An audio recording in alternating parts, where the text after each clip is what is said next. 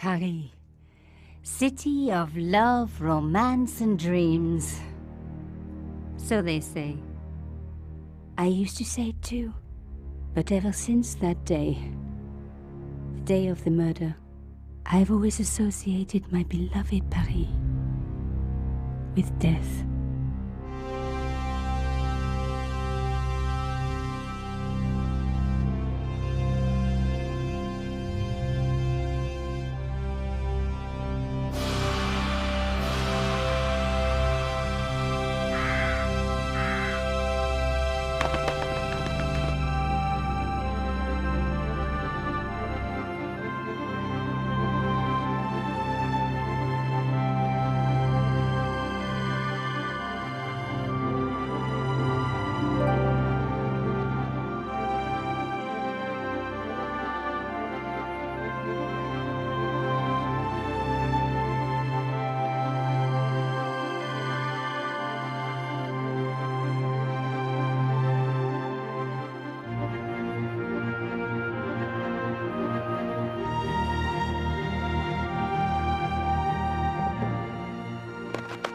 I was at home having a bath when my editor called.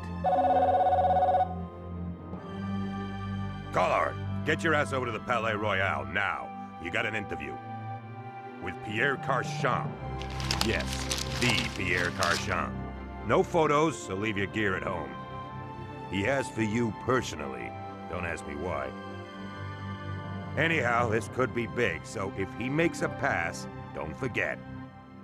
Just smile, say yes, and keep taking notes. So charming and so very apt. Pierre Carchon was a media king, a national hero, and one of the most infamous adulterers in Europe. He and his wife Imelda were just one step down from royalty. Whoa, I hate mimes, but unless you humor them, they don't go away.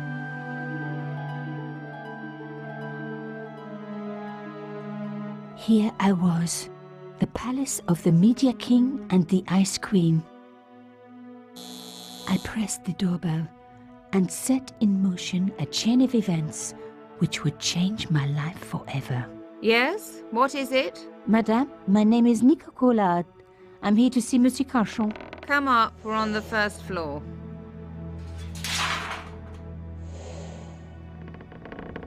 Madame Carchon, it's a pleasure to meet you. Yes, I'm sure. The Ice Queen was certainly living up to her reputation.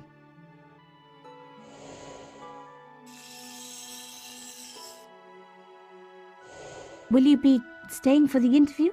Mademoiselle, I know little of my husband's business affairs, and I care even less. I certainly have no intention of watching him pore over yet another pretty little journalist. Pretty? You're too kind, madame.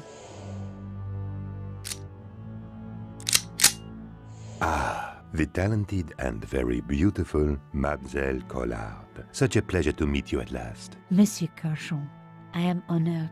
Oh, I'm sure you are. Call me Pierre, please. But I do not flatter you idly. I was a friend of your father. He was a great man. My father? He never mentioned. He and I were very close. And then his death. So tragic. I must... Imelda, your damned cat's in my study again. Another Ming vase, I suppose. Excuse me for one moment, my dear girl. You journalists are getting younger each year. Perhaps it's the rest of the world getting older, madame. That was no cat. My God! What? Monsieur Carchon!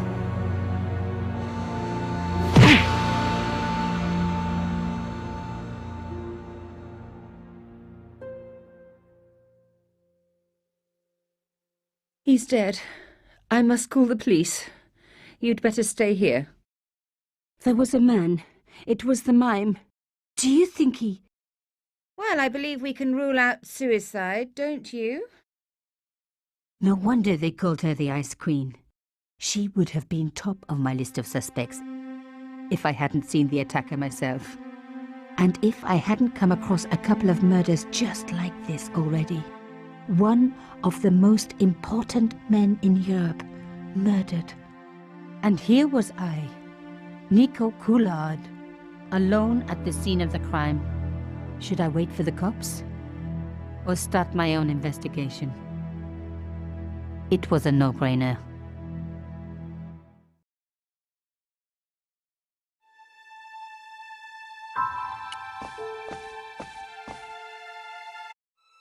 Mimes and guns don't usually go together, but I had an idea that this was no ordinary mime. I'd come across this murderer before, and written about him. The costume killer, at least that's what I'd called him. Some people hate searching corpses for clues. Me, I'm okay with it. Reminds me of an old boyfriend.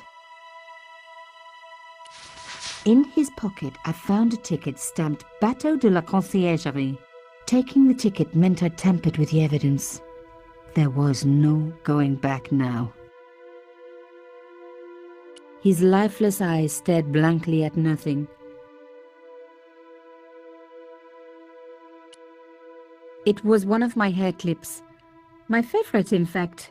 It must have fallen when I was knocked down.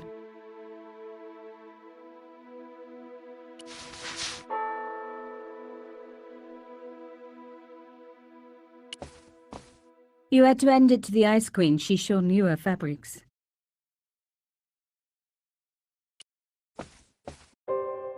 The police could turn up at any minute.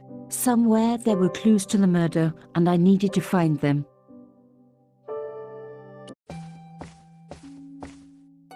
A Louis XIV table with an antique cloth. Imelda had taste, but...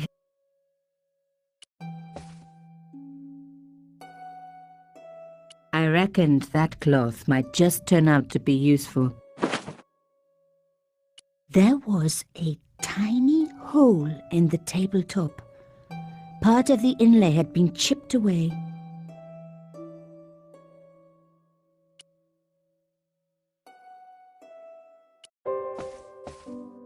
It was a tube of acrylic paint, French ultramarine.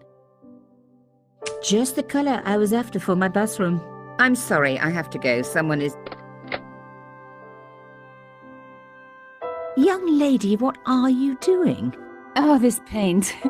It's my favorite color. For God's sake, keep the damn stuff.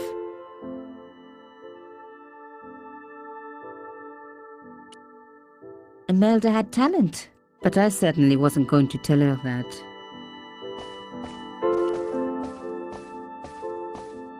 Excuse me, madame. Yes? I am so sorry for your loss, madame. No, you're not. You're a journalist. Journalists don't feel sorry. Not true. We shall see. Why did your husband send for me? What did he want to discuss? I have no idea. His business was his business. He never told you anything? No, and frankly, I preferred it that way. How did your husband know my father? I have no idea. You didn't know him? Thierry Coulard? Pierre knew a lot of people I didn't know, most of them women. Why would a mime want to kill your husband? Pierre had plenty of enemies. Half the husbands in Paris for a start. This is quite a scoop for you. I suppose you're already inventing the headlines. Just because I am a journalist. Don't patronize me. You're all cut from the same cloth. Do you have any moral sense at all? Yes, that's why I do this job. You do it to see your name in print. As if my editor gets the byline, I just do the work. Well, don't expect my sympathy. The police will be here soon, madame. Is there anybody you would like me to contact? Family, friends? No, I have no family. Pierre and I were... He was all I had, really. Not much, was it? The dutiful wife. That was my role. He never talked, never let me in. I know one thing, madame. What? If you want to find out who killed your husband, then you let me do the job, not the police. Why? How do I know I can trust you? Your husband invited me here today because he needed me. I think he knew somebody wanted to kill him, and he knew I could help. I doubt it was your database he was after. You're wrong. I was onto his killers already, I am sure of it. Please, you owe it to him. I don't know. All I need is a few more minutes to look around before the police come. You really do have a moral sense, don't you? I trust so few people. And perhaps Pierre really did think that you could help. Of course it wouldn't have stopped him seducing you too.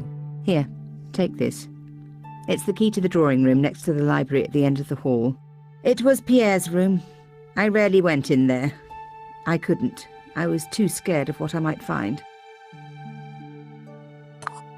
Thank you. I promise you won't regret this.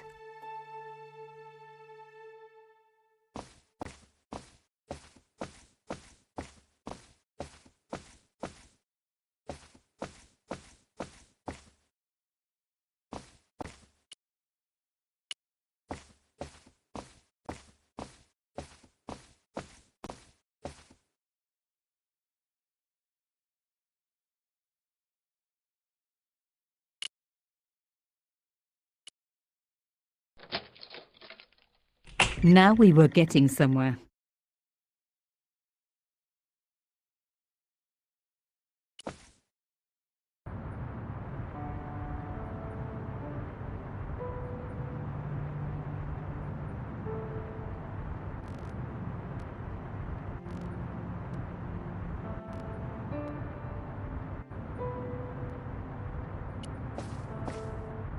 The painting showed the Cachons together, in love. As the poet said, the past is a different country. Or did I read that in a fortune cookie?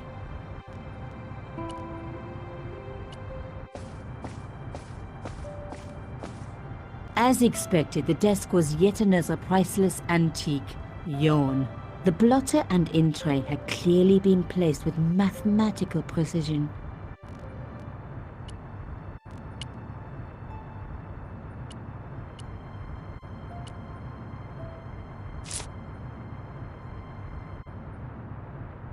I'd spread blue paint over the bottom of the tray. It was ruined. I was a very bad girl, but also quite a clever one.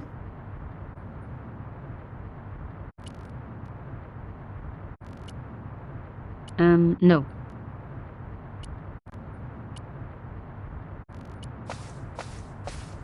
No.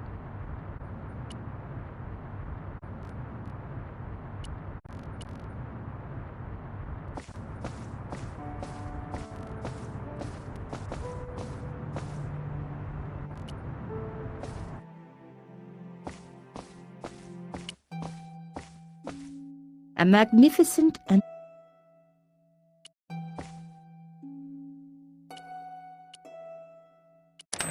Aha! Nico, you are just so damn good at this stuff. Instead of comforting Imelda, I was ransacking her flat. Why? Because there was something going on here, and I had to get answers before the cops arrived. And hey, she'd been rude to me, so she had it coming.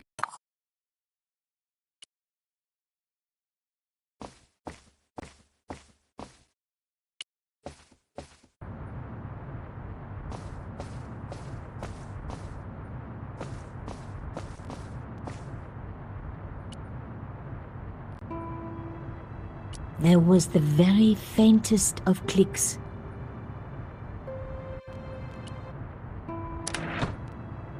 Behind the picture was a safe.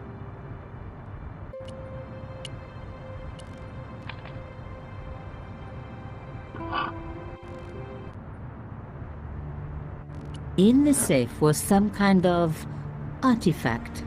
There were strange symbols on its surface. It looked like the printer's blocks I'd made at art school. If there was one thing I'd learned about symbols, they are always important. But these symbols scratched into stone were impossible to read. I needed to find a way of printing them. At least the stone was round. But what could I use for ink? And what could I print on?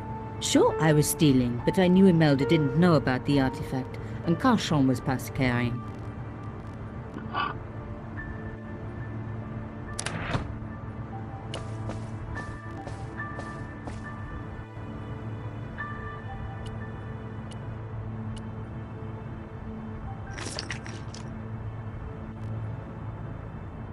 I rolled the artifact in the paint until it was completely coated.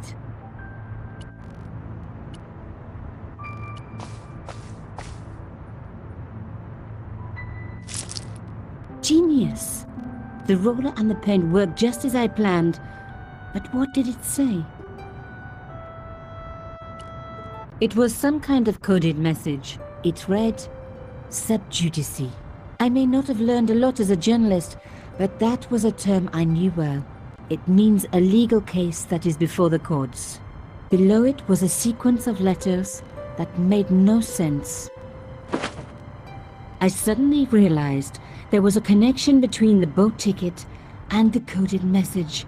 The boat ticket was stamped Bateau de la Conciergerie. The conciergerie on the Ile de la Cité, by the river, housed the ancient law courts. So, sub judice could in this case mean literally under the law courts, below the conciergerie.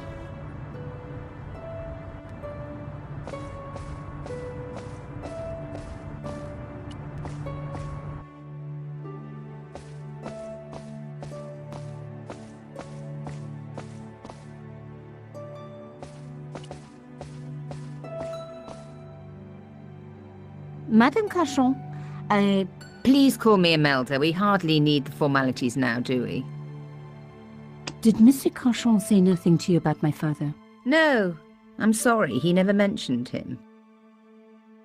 I was confident that Imelda wouldn't recognize the patterns. Thank you. You have your own reason for taking the cloth. Please keep it. I was sure that there was more to find. I just had to keep looking.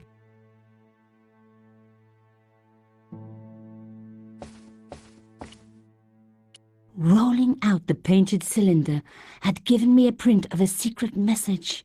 It read, "Sub judice." Below it was a sequence of letters, SDSS.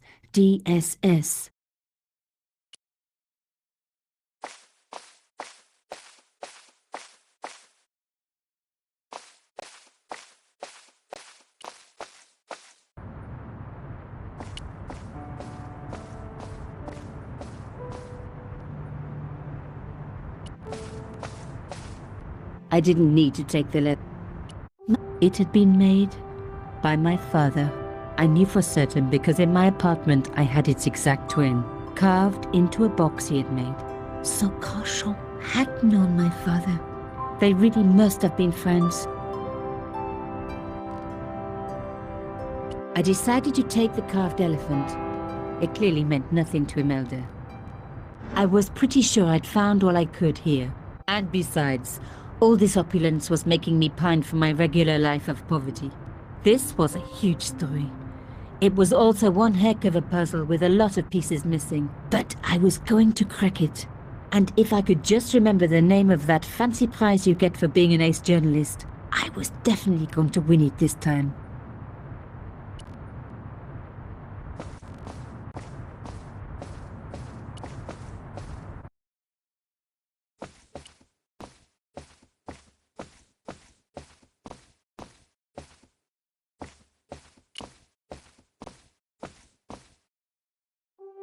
Did you find anything useful?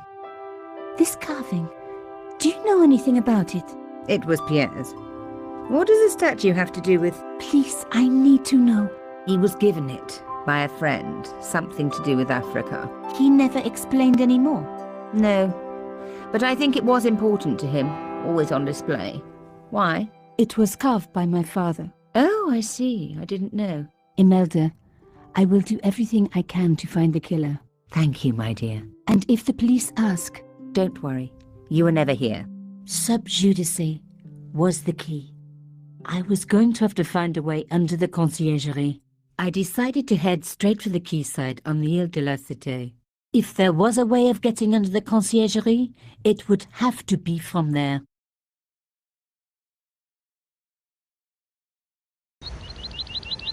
Cachon wasn't the type for messing about on the river.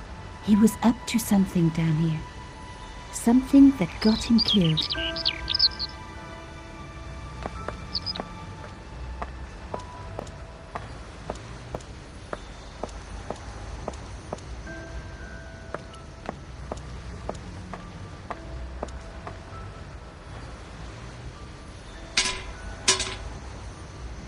tried pushing the fence, but it wouldn't move. A strange... The cross looked familiar. I'd seen it before.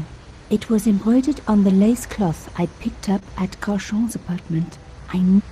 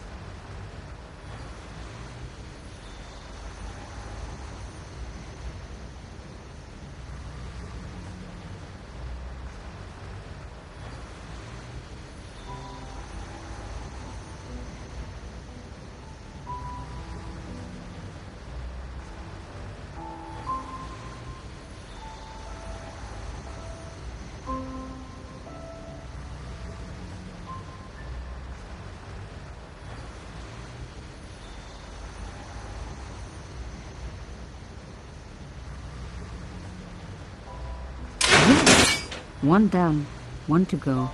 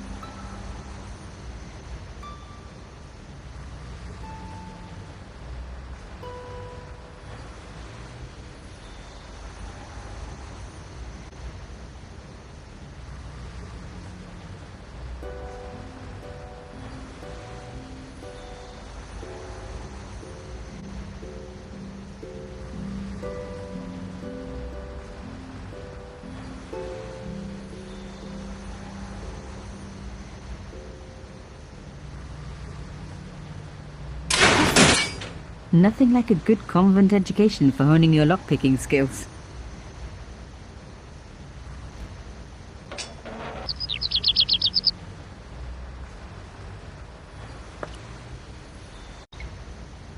For a room full of junk, that was one very sophisticated lock system. This place was definitely fishy, in more ways than one.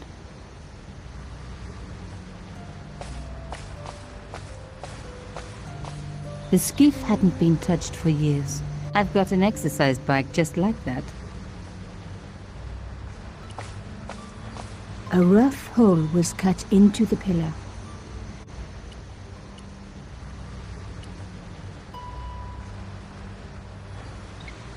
Mystery solved. Carchon's stone cylinder slotted into the hole with a satisfying click. The words Sinister and Dexter were carved on either side. Now any good convent girl like me knows the old Roman for left, right, left, right. But what did it mean here? Rolling out the painted cylinder had given me a print of a secret. It read, Sub Judice. Below it was a sequence of letters, S, D, S, S, D, S, S.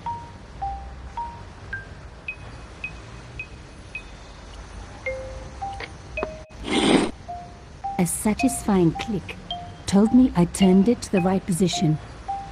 It felt like tumblers. Another click. Another step closer.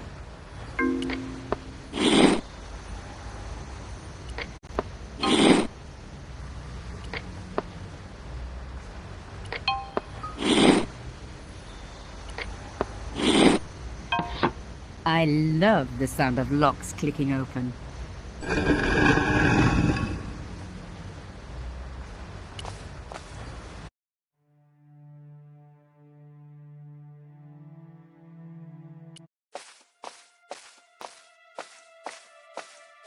The cross looked familiar.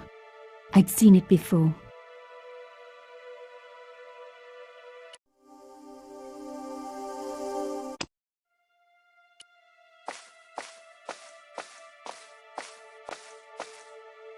Ut lex vel ut next sumito. To the law or unto death, submit.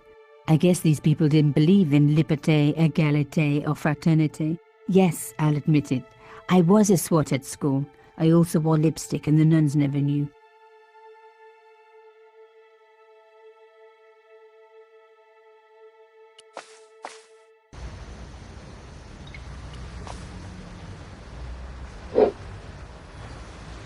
I removed the stone cylinder.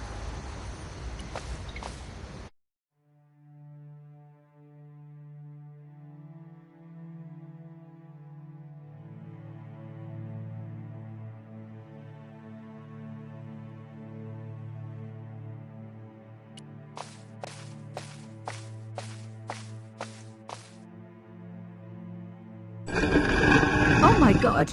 The slab came down with a hell of a force.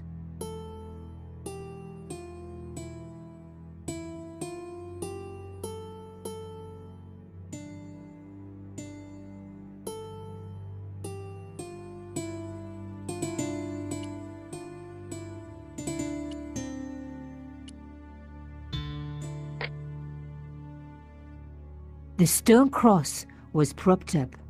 Now I was getting somewhere.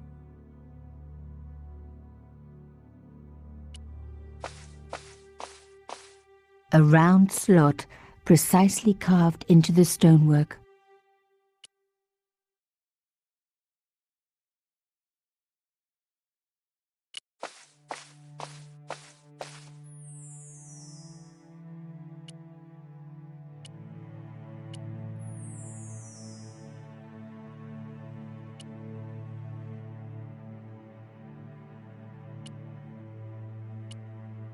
I took the stone cylinder.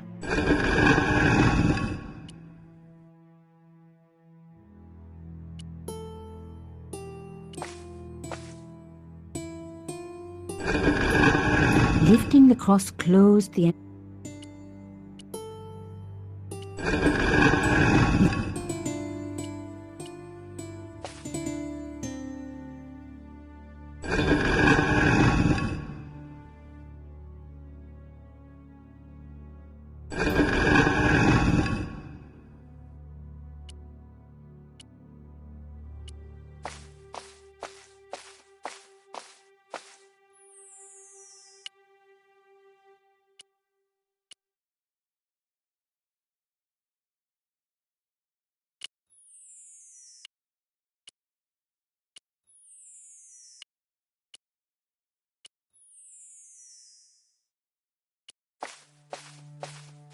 The panel wouldn't move.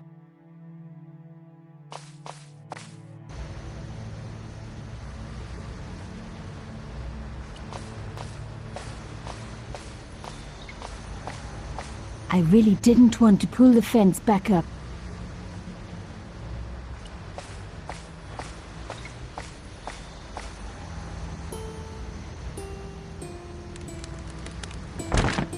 Oops! An old shell case. I wondered what that was doing there.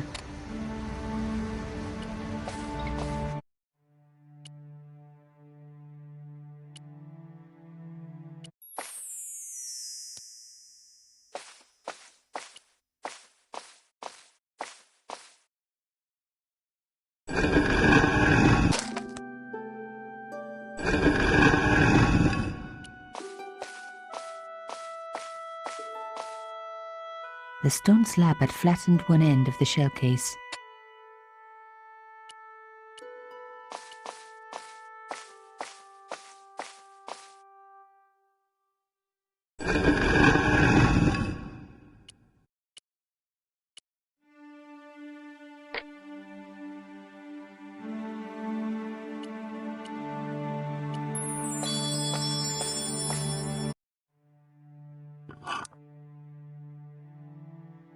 The artifact slotted into the hole perfectly. Behind the old walls, I could hear some kind of mechanism groaning into life, but whatever had been triggered had now jammed. I removed the shell case. The cross didn't drop back down. Some kind of mechanism was holding it up. The cross didn't drop back down. A hidden door. This was getting interesting. Shame the mechanism jammed.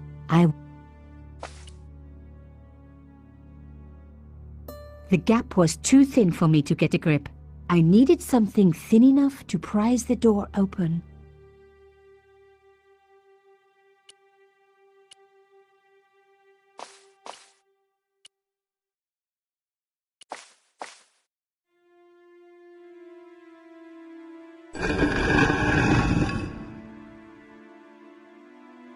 Another good use for a shell case.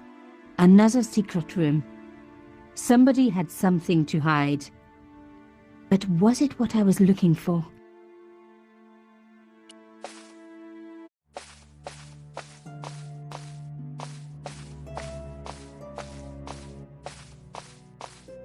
Wow! Through the darkness, I could see that this was a stateroom. But for what purpose? And how did it tie in with Carchon?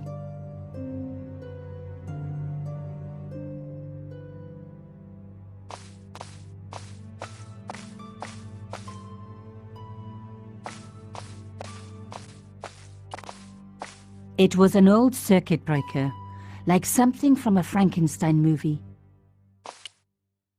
Amazing! The thing still worked. The room lit up bright as day.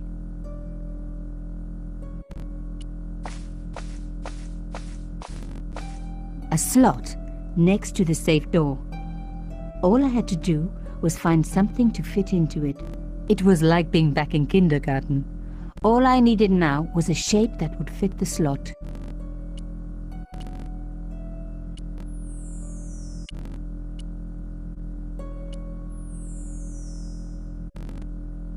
Lady Justice stared out from a stone door, which was locked and reinforced with steel bands. I wasn't going to find anything in this old desk. It hadn't been...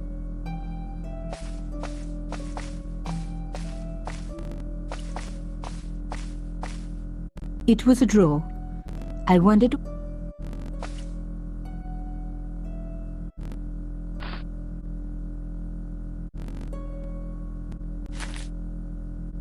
Inside the drawer, I found a note written in some kind of code.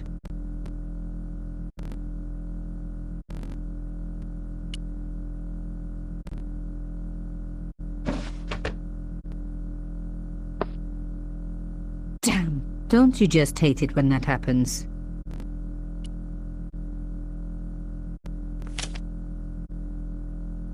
A photo, long lost, had fallen down the back of the drawer.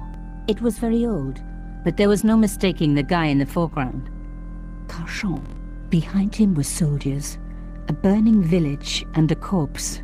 The photograph was cropped on the right-hand side. Somebody else in the picture obviously didn't want to be in it anymore.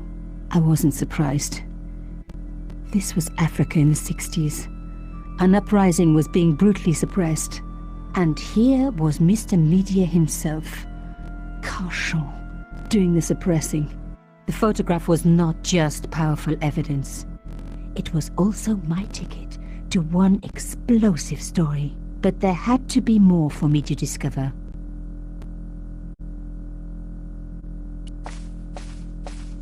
It was pretty clear from the lack of dust that someone had been working very recently at this desk.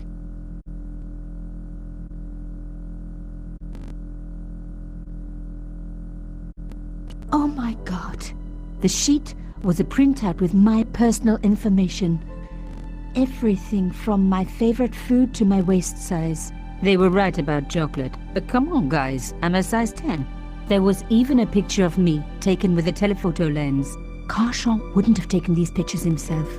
This was big and organized. I was part of it, and people were getting murdered.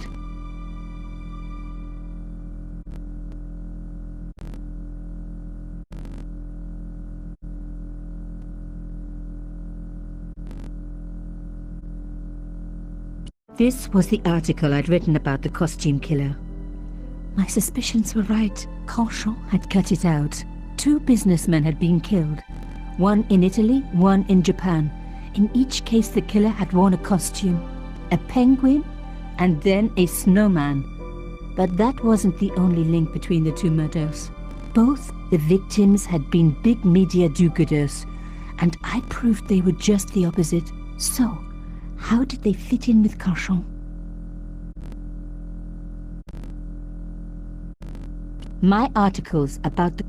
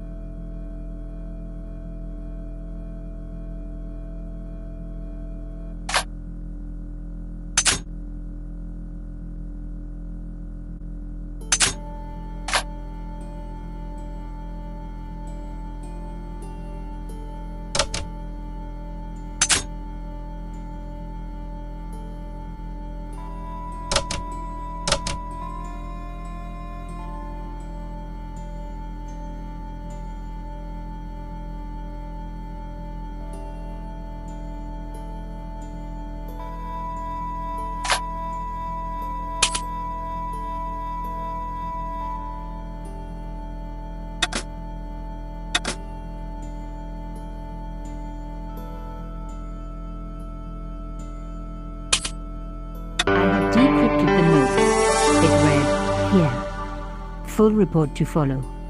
But this is too urgent to wait. Arno and Yamada both dead. This is not a coincidence. Indeed, it seems that all of us who came together in July are in danger. Take great care. X.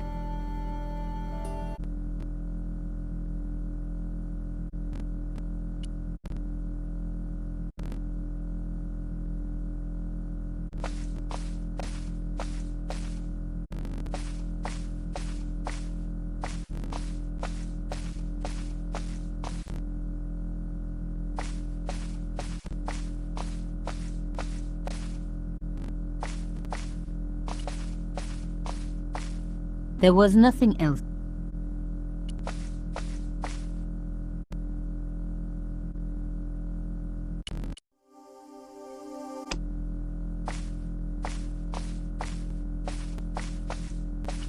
I wasn't going to find anything in this.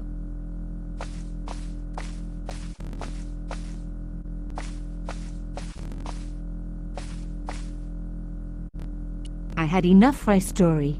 An amazing story that was going to make my reputation and blow Carchance to pieces. I needed to get home fast and start typing.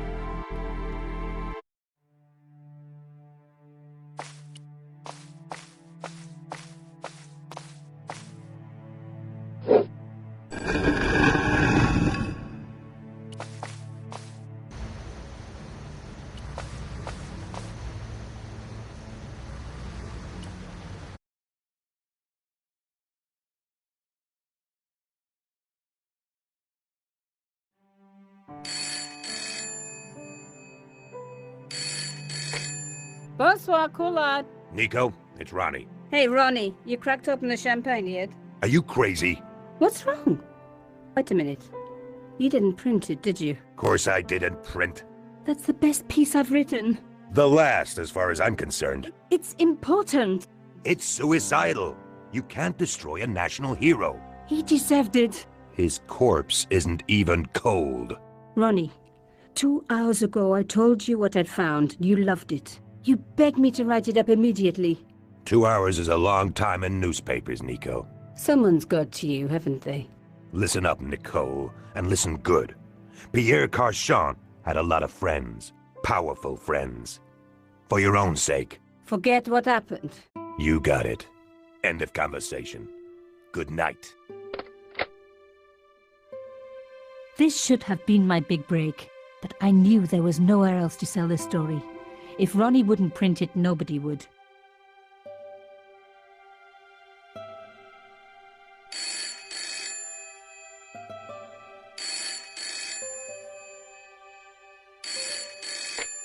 Bonsoir, Collard. Mademoiselle Collard, my name is Plantard. I need to talk to you about your story. Your Pierre Carchant story. How did you know about that? There are people out there, madame, who will be very upset by this story. Oh, really? Well, it's their lucky day. It's been spiked. Yes, I know. We must meet. We must? I have information relating to your costume killer stories. Tomorrow morning, 8 a.m., Café de la Chandelle Verte, Rue Alain Court. I shall be wearing a grey overcoat. You must talk to no one about this. You can't tell me what to... Tomorrow at 8. I'll be waiting. People complain about newspaper articles all the time, but not usually before they're printed. I was beginning to feel scared. This guy, Plantard, could I trust him? Should I meet him or forget the whole business? I didn't have an answer.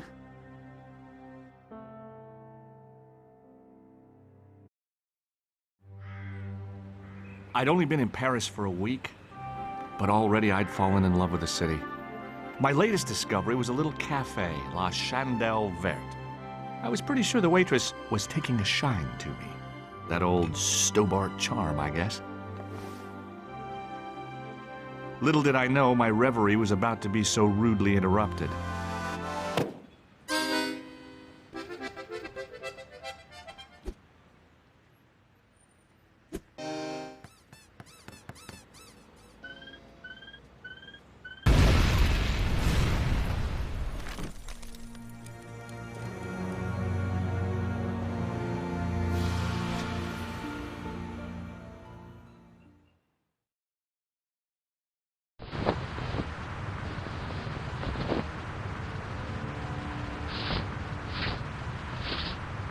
As I picked myself up, I was really angry.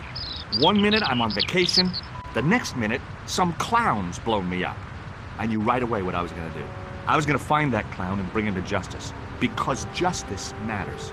Justice is up there with liberty, and equality, and, fraternity. After all, that's why I'd studied law, wasn't it? Well, that and the money, of course.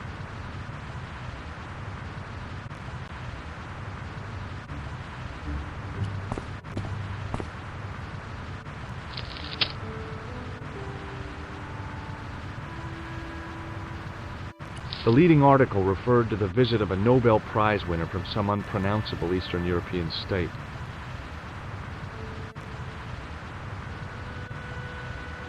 I noticed the writing at the foot of the page. It read, Salah Eddin, 1345.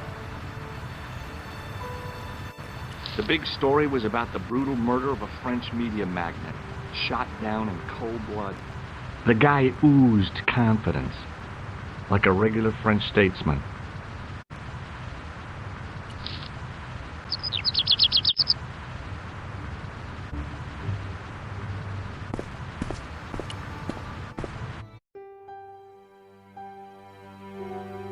It was the body of the old man.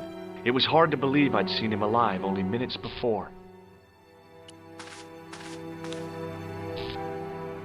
The sight of the dead guy's staring eyes turned my knees to jelly. I tried not to meet his stare as I searched the dead man's pockets. No wallet, no papers, no credit cards. The guy's past was a blank page.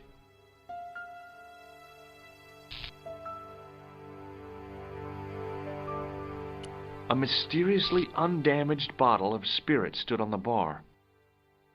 I needed a stiff drink, but I hated the taste of brandy. The waitress was clearly suffering from shock. Oh, my head. Never again. How much vodka did I drink? Oh, no, don't tell me. What is your name, Sherry? George Stobart, ma'am. You look like you could use a little help. I could use a little drink.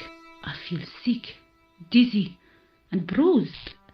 I don't even remember the party. Just relax and take it easy. You've been knocked out. You don't say. What happened? There's been an explosion. You should try not to move. Are you a doctor? No, but I used to play hospitals when I was a kid. Can you remember anything at all? No. I need a drink. Pour me a brandy. Is that straight or with ice? Just give me the bottle with a teat on it. I guess a little drop won't hurt.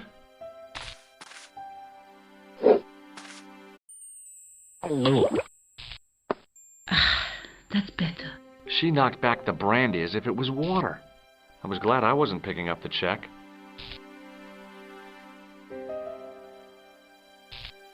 Hey, wake up!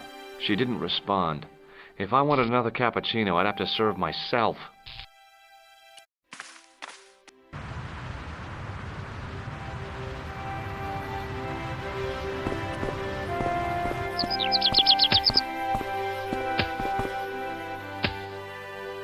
Freeze! Hold it, right there. Whoa, don't shoot.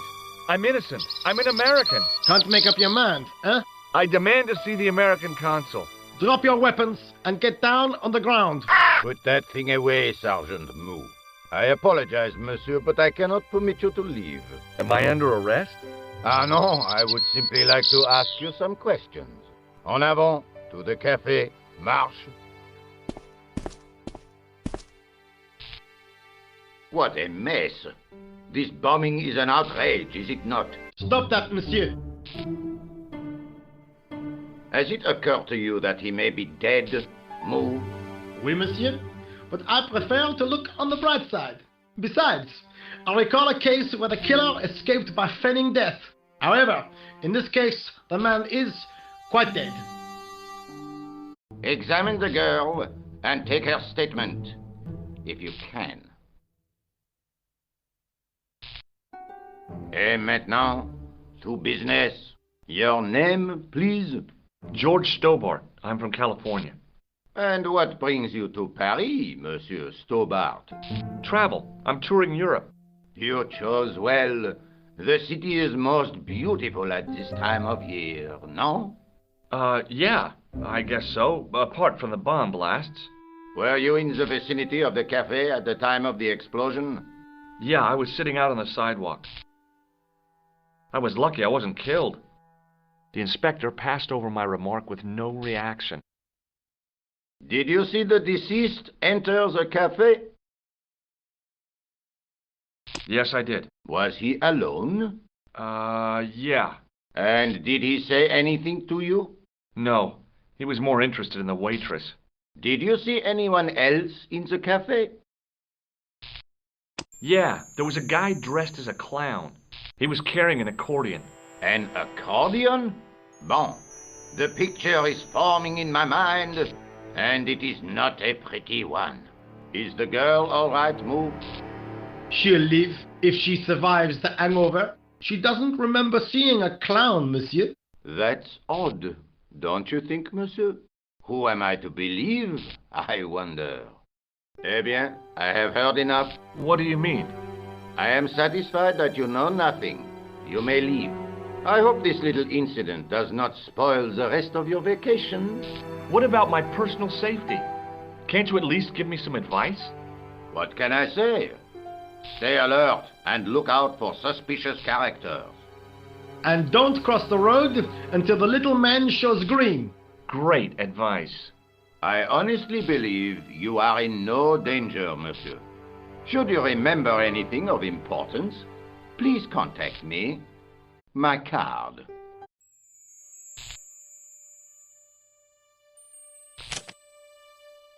Thanks. That is all.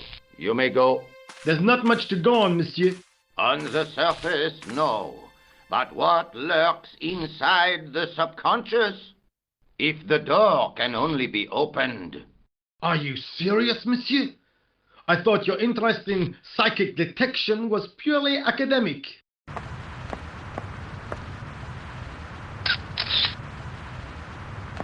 Excuse me, mademoiselle? Hi. My name's George Stobart. Oh, an American by the sound of it. Yep, that's right. On vacation in Paris. Some vacation, huh? You were here when the bomb went off? Sure was. Sat right out in front of the cafe. Did you notice a middle-aged man, maybe 60, with a hat and overcoat? I couldn't believe it. She hadn't even asked how I was feeling. Yeah, he went inside just before the bomb exploded. You weren't related to him, were you? Oh, no, nothing like that. I'm Nicole Collard from La Liberté. What is that, some kind of nightclub? Oh, no, it's a newspaper. You're a reporter? I'm a freelance photojournalist. Say, you could interview me about the bombing. An eyewitness account. Minutes after the outrage that shook the whole of Paris. You know, real-life drama, human interest, that kind of stuff. I'll just stick to the facts, thank you. Did you see who planted the bomb? I know it sounds crazy, but he was dressed like a clown. A clown? It's him again. Have you met the clown before? It's a long story. I have plenty of time. I don't. Do you know a police officer called Rosso? Rosso? Our paths have a knack of crossing. If I didn't know better, I'd say it was deliberate. Have you seen Rosso? Is he here? He's inside, attempting to question a witness with his psychic powers. That guy is weird. Yeah. Who was the guy you were supposed to meet? His name was Plento. I didn't know him, but he called me last night. He said he had a story which would interest me. He asked me to meet him at the cafe. I guess I'll never know what he wanted to tell me. Well, not unless you have Rosso's gift for psychic interrogation. Why won't you tell me about the clown? Why do you want to get involved? Because he almost killed me. Isn't that reason enough? I guess so. Listen, I'll give you my phone number. You help me with my story and I'll let you in on what I know. And let's get one thing straight right now. This is strictly business. Okay, that's a deal. I have to go develop these pictures. I'll be on soon, monsieur. Fine. I'll see you soon.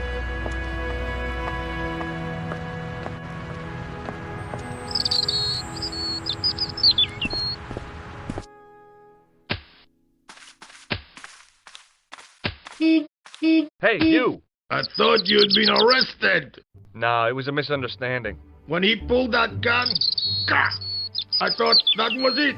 Those automatics were quite a punch, you know? He made a mistake. He thought I was a terrorist. You? A terrorist? Ha! He was only doing his duty, I guess. Did you see a clown come by this way? A clown? Like in a circus? Yeah, with makeup and a big red nose. Oh! Those guys are funny, aren't they? Not in my experience. I love the circus, especially the horses. You haven't answered my question. Have you seen a clown? You think I've got time to watch everyone who passes by? Some of us have to work for a living. Look, I know you're busy, but surely you'd have noticed a clown. I told you already. I didn't see a thing. He was wearing multicolored baggy trousers and makeup. He'd be a poor sort of clown if he didn't. Did you see an old guy with a briefcase? Wait, silly old coot. Do you know what he said to me? Work fascinates me, he says. I could watch it all day. Quel bit. I could have knocked his block off. Did you recognize the old man? No. Should I have done? Was he a celebrity? No, but I guess he is now. His name was Plantard. Was? He's dead then? Yeah. That's too bad. Now I wish I hadn't called him what I did. If only I could turn back the clock. If only I'd been more tolerant. Regret and remorse are strange emotions. They really bring out the hammiest actors in people. Listen, I have to find that clown. He's a killer. Say, who are you anyhow? A cop? No, of course not. I mean, do I look like a cop?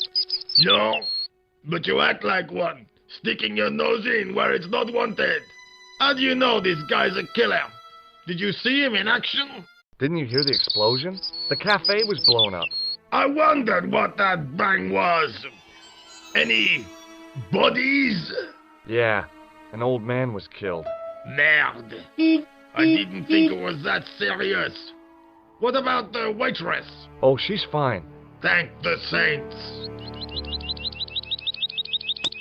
Take a look at this. You told me you weren't a cop. Don't shout about it. I'm working undercover. Who are you looking for? That's confidential. Would you like to read my newspaper? I haven't got time to read that. Can't you see I'm busy? You could read it on your lunch break. 10 minutes is all I get. And if my boss had his way, I wouldn't get that. He'd have me on a drip, so I didn't have to stop to eat. Oh, take the newspaper and quit complaining. Bah! Look at this. Damn bleeding out liberals. Tcha! Save the dolphins. Catch them and eat them, I say. All that fuss over a bunch of fish.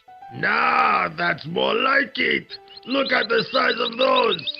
Like champagne bottle corks, no? Ah, what's this?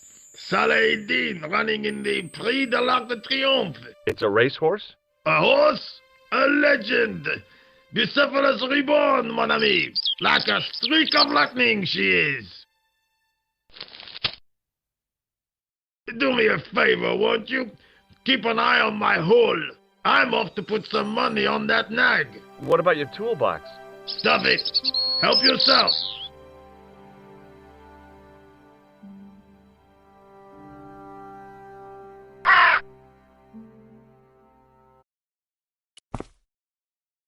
I found a T-shaped tool in the box. I didn't know what it was, but it looked useful.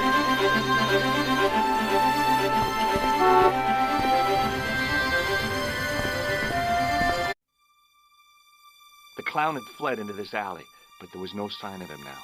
I was intrigued by Nico and what she could tell me about the explosion.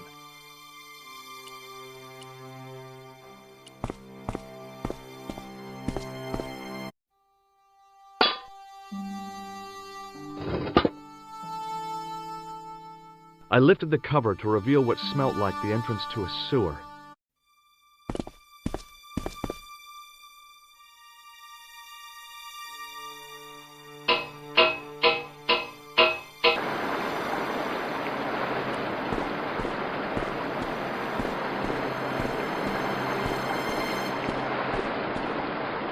As I picked up the plastic ball, I realized it was intended to be worn.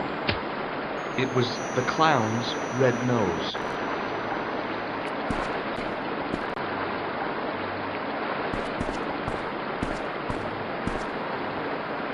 I scooped up the sodden tissue. It was cold and greasy, like breakfast leftovers.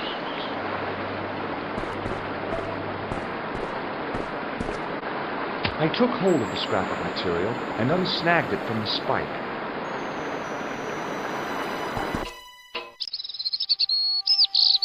Hi there. Hold it right there, you sewer rat. I knew you'd come back, and now I've got you. What are you talking about? You're trespassing. Come out of there, immediately. That's what I'm trying to do. Give me your hand. Ha! You won't catch me with tricks like that. Keep your distance, monsieur. Okay, okay. Now, what were you looking for? I was looking for a clown. Huh, ridiculous. Do you really expect me to believe that? He planted a bomb in the cafe and blew it up. What? The cafe? Blown up? Mon Dieu, that is awful. And you say the person responsible was dressed as a clown? That's right. He blew up the cafe, escaped into the sewer, changed his clothes, and came up here. Ah, mon Dieu. Then, the man I chased, do you think that man and the clown are one and the same? Well, yes, it had crossed my mind. Ah, that still does not explain what you are doing down the sewer. For all I know, you are in league with him. Oh no, I'm just a tourist. Most tourists are content with the Eiffel Tower, the Louvre, or the Pigalle. I didn't realize my waste pipes were such an attraction. Perhaps you'd like to take a look at my card? What is this? Inspector Augustin Rousseau? What does that say? Hominoid Division? A homicide. I think the ink's smudged. Then you are not a tourist. Okay, I'm not. I lied to you, and I'm sorry. Don't apologize, monsieur. You know, I had a feeling there was something different about you. It is your posture, your poise. Oh, yes. There is no mistaking the bearing of a disciplined man. And I should know. I was in the army, you know. When I was your age, I was fighting for my life in the African desert. How can I help you, Inspector? Does this piece of material mean anything to you? That is the same cloth as the jacket I found. I'd recognize that pattern anywhere. What does this tissue mean to you? Nothing, monsieur. It's disgusting. What on earth possessed you to show it to me? Someone has emptied their nostrils into it. Take a look at this false nose. Aha! That looks like a clown's nose to me. Precisely. He must have dropped it in his panic. Unless he wanted you to find it. Why would he want to do that? To put you off the scent. Now, about the jacket you found. Do you have it here? No, monsieur. One of the sleeves was badly torn, so I sent it for repair. A pity, because otherwise it was a fine piece of quality tailoring. It had the tailor's name inside on the label. Where did you send the jacket? I gave it to an itinerant Romani seamstress. Just my luck. Was there anything in the jacket pockets? Not a sou. You know what I think? Do tell me. He changed out of the clown suit and cunningly disguised himself as an ordinary person. Looks like I'm up against a mastermind. What was the name on the label? It was a foreign name. Todrick, I think. Did you get the address? There wasn't one, monsieur. Only a telephone number. Well, I don't expect you to remember a phone number you've only seen once. 74 98 08 59. You're kidding. That's his phone number? Yes, that's it. A little trick with numbers that I learned in the desert. I was taught the technique by a Tuareg shaman. That's incredible. It comes in handy at the supermarket checkout. Do I get a reward? Honesty, monsieur, is its own reward. Then I'm glad I do not rely on honesty to pay the bills. Tell me about the man you apprehended. He was a mean one, monsieur. He grabbed me in an armlock. His face suddenly next to mine. His grip was like iron, but he did not know what he was up against. Oh no, he made a big mistake when he took on one of the desert hyenas. Yes, I get the picture. Was the guy you saw carrying a briefcase? Why, yes, he was, clutched in his arms like a baby. That belonged to his victim. Oh, what do you think was in it? Drugs? Stolen jewels? I don't know, but the killer thought it was worth a man's life. Nothing is worth that, monsieur. Does the name Plantar mean anything to you? No, it doesn't.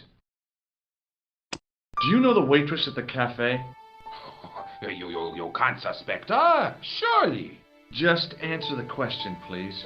Yes, I know her. Quite well, you could say. She came to work at the cafe 6, 7 months ago. I look forward all week to the relief she gives me when she visits. Really? So you'd miss her if she wasn't there? Oh, mais oui. Who else would I find to cut my toenails? I have to be going. Thanks to your help, the citizens of Paris can sleep a little easier tonight. Vraiment?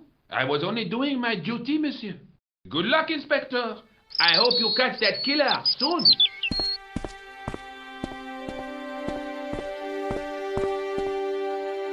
So the clown had escaped into the sewer, come up into the courtyard, and then slipped back into the street here. It wasn't much, but it was more than the cops had got. It was a huge and weighty-looking engineer's telephone.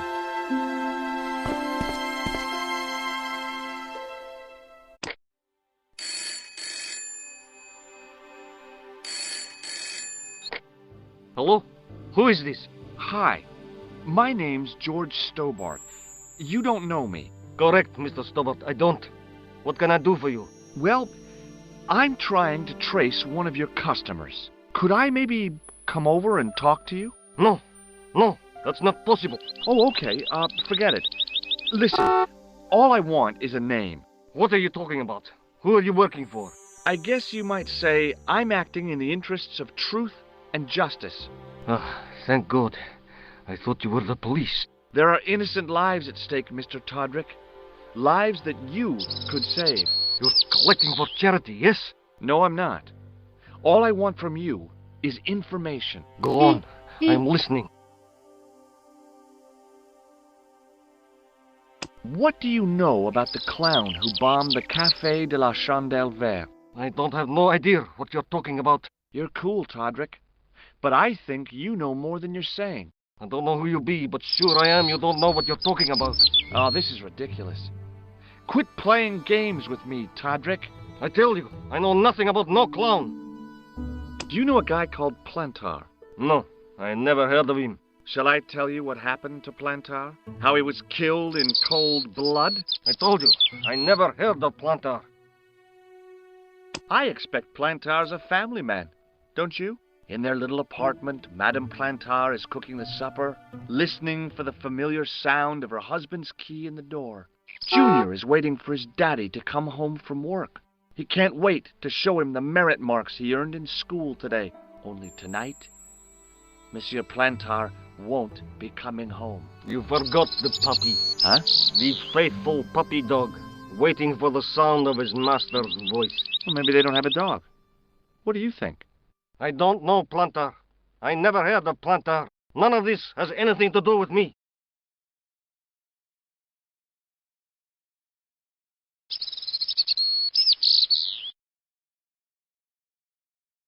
Thanks for nothing, Todrick.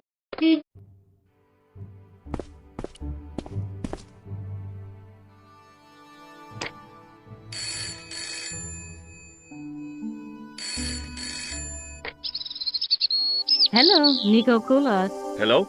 It's George. Ah, oui.